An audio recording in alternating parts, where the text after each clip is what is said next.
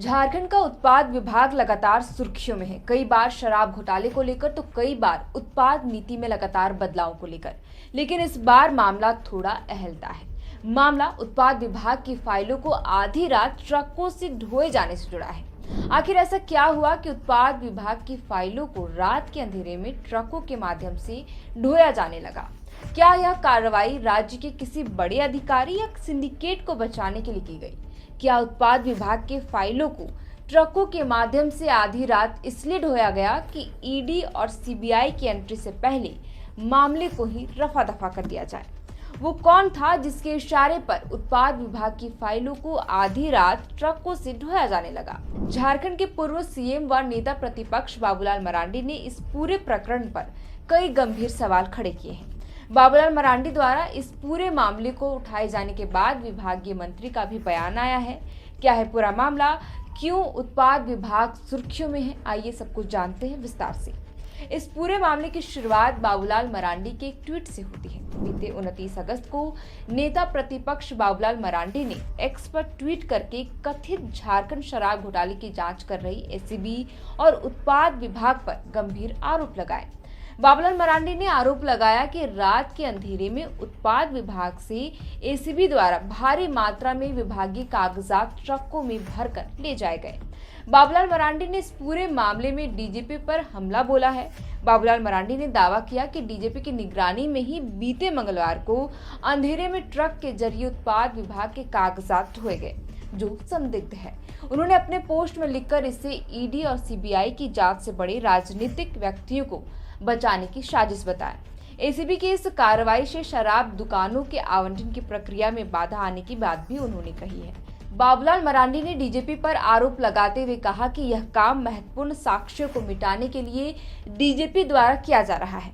आने वाले समय में केंद्रीय एजेंसी ईडी और सीबीआई की जांच की आशंका को देखते हुए घोटालों के सबूतों को खत्म करने की कोशिश की जा रही है। आगे उन्होंने मुख्यमंत्री से मामले का संज्ञान लेने और सबूतों को नष्ट होने से रोकने की अपील की है। इस बात की जांच करने को भी कहा है कि किसके इशारे में सबूतों को नष्ट करने की कोशिश हो रही है। गौरतलब है कि झारखंड में छत्तीसगढ़ मॉडल की तर्ज पर साल 2022 में नई शराब नीति लागू हुई थी, लेकिन इसमें कई बड़े घोटाले की बात सामने आई। इस शराब घोटाले की वजह से सरकारी खजाने को 450 करोड़ रुपए से भी अधिक का नुकसान पहुंचा।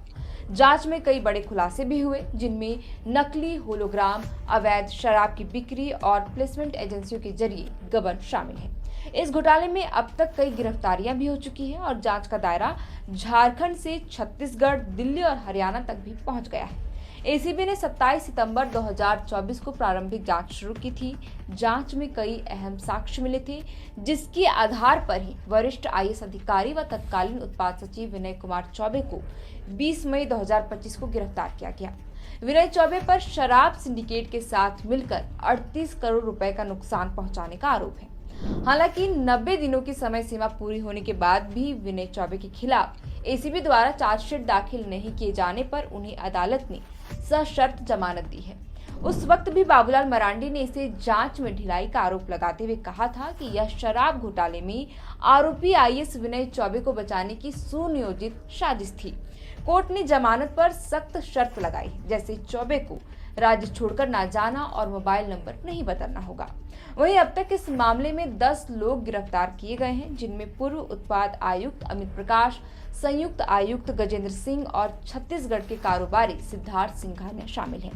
एसीबी ने 27 लोगों को समन जारी किया है, जिनमें से कई से पूछताछ अभी भी जारी है। इसके अलावा जांच में छत्तीसगढ़ के शराब सिंडिकेट से जुड़े माफियाओं की भूमिका भी सामने आई है, जिन्हें बीते कल एसीबी ने समन जारी कर पूछताछ के लिए एसीबी कार्यालय बुलाया है। गौरतलब है कि बाबूलाल मरांडी ने साल 2022 में ही सीएम को पत्र लिखकर शराब नीति की खामियों के बारे में चेतावनी दी थी, लेकिन कोई कार्रवाई नहीं हुई। बहरहाल अब शराब घोटाले में एसीबी द्वारा जांच में ढिलाई, पूछताछ के दौरान रिकॉर्डिंग न करने और चार्जशीट दाखिल न करने जैसे मुद्दों पर विपक्ष लगातार सवाल उठा रहा है।